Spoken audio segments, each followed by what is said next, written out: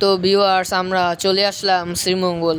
শ্রীমঙ্গল বাংলাদেশের সিলেট বিভাগের মৌলভীবাজার জেলায় অবস্থিত একটি উপজেলা, যা তার অপরূপ প্রাকৃতিক সৌন্দর্য এবং বিস্তীর্ণ চা বাগানের জন্য চায়ের রাজধানী হিসেবে পরিচিত। চা বাঙালির ঐতিহ্যবাহী খাবার। সে চা বাগান পরিদর্শন করে আমরা গেলাম মাধবীলতা রিসোর্ট, যার পাশেই আছে সিলেটের অন্যতম 5 স্টার হোটেল দি গ্র্যান্ড সুলতান। আমরা সে মাধবীলতা রিসোর্টে কিছু সময় বিশ্রাম করে চলে গেলাম লাউয়াছড়া জাতীয় উদ্যান।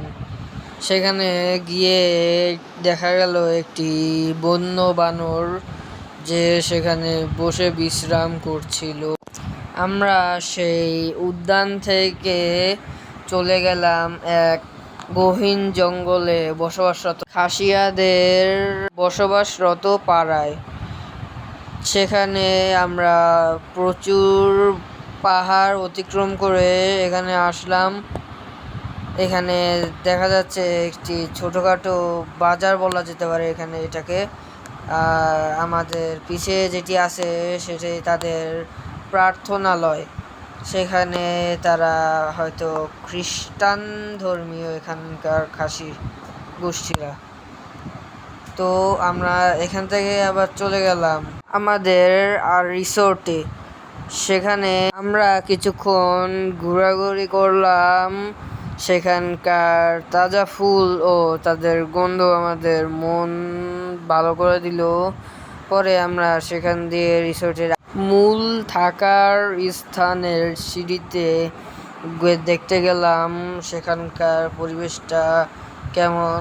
আমার কাছে সেটি খুব ভালো লেগেছে। এরপরে আমরা চলে গেলাম মাধবকুণ্ড লেক। সেখানকার পরিবেশটা আমার কাছে খুবই ভালো লাগলো। সে চারপাশে সবুজের পাতায় ভরা। আমি সেখানকার দৃশ্যগুলো দেখে খুবই মনোমুগ্ধ হলাম। সেখান থেকে আমি চলে গেলাম মাধবকুণ্ড লেকের একদম উপরে। সেখান থেকে ভারতেরও একটি ভিউ আপনারা নিতে পারবেন। এখানকার পরিবেশটাও খুবই মনোরম। এখানে আসলে আপনি শুধু চারপাশে তাকিয়ে সবুজেই ঢাকা পড়ে যাবেন। সেখানে চা পাতার জন্য এটি বিখ্যাত। এখানে দেখা যাচ্ছে একজন চা পাতার ছিঁড়ছে। তার কাছ থেকে রিকোয়েস্ট করে একটি ক্যাপ নিলাম। যারা চা পাতা ছিঁড়ে তাদের এরকম একটি ক্যাপ পরে থাকেন। এটি রৌদ্র থেকে বাঁচার জন্য একটি উপায়। আমারও এটি মনে হচ্ছিল যে আমি তাদেরই একজন সাথী হয়ে গেলাম এটা পরে। এটা আমার কাছে ভালো লেগেছে, তাদের হাতের কাজ। এরপরে আমরা চলে গেলাম অনেক পাহাড়ের উপরে। সেখানে গিয়ে একটি বড় গাড়ি দেখতে পেলাম। সে গাড়িটি এখানে আনা হয়েছে চা পাতা বহন করার জন্য। চাষিরা সারা দিন ভরে যা চা পাতা ছিঁড়ে তারা এখানে জমা করে। এই গাড়িতে করে দিন শেষে তারা চা পাতাগুলো নিয়ে যায়। এতে করে তাদের সমস্যা একটু কমে যায়। তাদের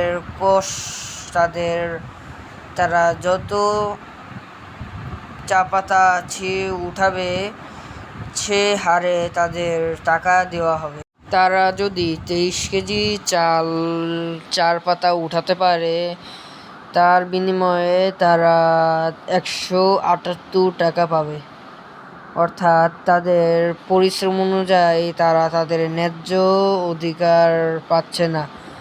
তারা দিন রাত কষ্ট করে, কিন্তু দিন শেষে তাদের উপর অন্যায় ও অবিচার করা হচ্ছে।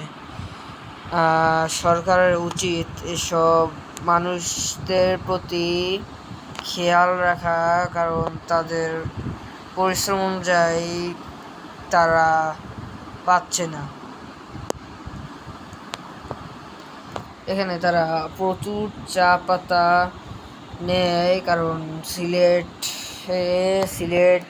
চার জন্যই বিখ্যাত। এখানে দূর দূর পর্যন্ত যা দেখা যায় সবই চা পাতা। এখানকার বেশিরভাগ অঞ্চলই চা পাতা চাষ করা হয়। এখানে দেখা যাচ্ছে সবাই লাইনে দাঁড়িয়ে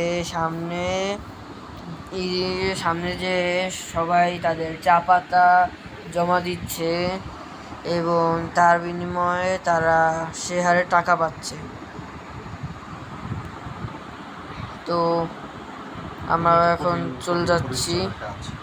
এটি একটি কঠিন পরিশ্রমের কাজ, কারণ সারাদিন রাত কষ্ট করে রৌদ্রে পুড়ে কাজ করাটা আসলে কোনো সহজ কথা নয়। এখানে দেখা যাচ্ছে অনেকেই এখান থেকে চা পাতা করে নিয়ে যাচ্ছে।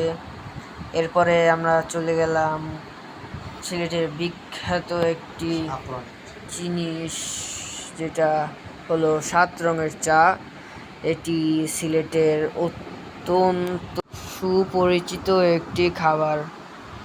এরপরে আমরা সিলেট শহরের প্রাণকেন্দ্র সিলেট মাজার। সেখানে গিয়ে দেখা যাচ্ছে অনেক মানুষের ভিড়। সেখানে মাজারের নাম হজরত শাহজালাল মাজার। সেখানে প্রতিদিনই এরকম ভিড় লক্ষ্য করবেন আপনারা, কারণ দেখতে পাচ্ছেন। এরপরে আমরা চলে গেলাম ফোলাগঞ্জ সাদা পাথরের পথে, যা সিলেটের সবচেয়ে সুন্দর জায়গা। এটি দর্শনার্থীদের অত্যন্ত জনপ্রিয়। সেখানে গিয়ে আমরা দেখতে পেলাম প্রচুর নৌকা একসাথে বাঁধা আছে। চারিদিককার দৃশ্যটাও খুবই মনোরম। এই পাহাড়গুলোও সবুজে পাহাড়ে পুরা জায়গাটি ঢাকা। এটি ইন্ডিয়ার বর্ডারের পাশেই অবস্থিত। সেই নৌকায় চললাম আমরা সেই নদী পাড়ি দেওয়ার জন্য। সেখান থেকে আমরা এখন যাচ্ছি। এই পানি স্বচ্ছ নয়, পানি এটি একদম নীল কালার, যা পানির আসল রঙকে বোঝায়। পানির দৃশ্যটি অত্যন্ত ভালো লাগে, কারণ পানি স্বচ্ছতার কারণে কয়েক ফুট পাথরগুলো দেখা যায়। যে পানি যে স্বচ্ছ, তার জন্যে নিচে থাকা পাথরগুলো খুবই ভালো মতো দেখা যায়। আমি আমার বন্ধুদের সাথে চলে যাচ্ছি সেই নৌকায় করে। এখন সামনে দেখি কি হয়। সেখান দিয়ে আমরা চলে গেলাম সাদা পাথর মেইন স্পট। সেখানকার স্বচ্ছ পানিতে আমরা নামলাম। সেখানকার পানিও খুব শীতল। সেখানে মজা করার একটি খুবই দারুণ জায়গা। সেখানে এসে আপনারা অনেক পাথর দেখতে পারবেন। এই পাথরই এই জায়গার মূল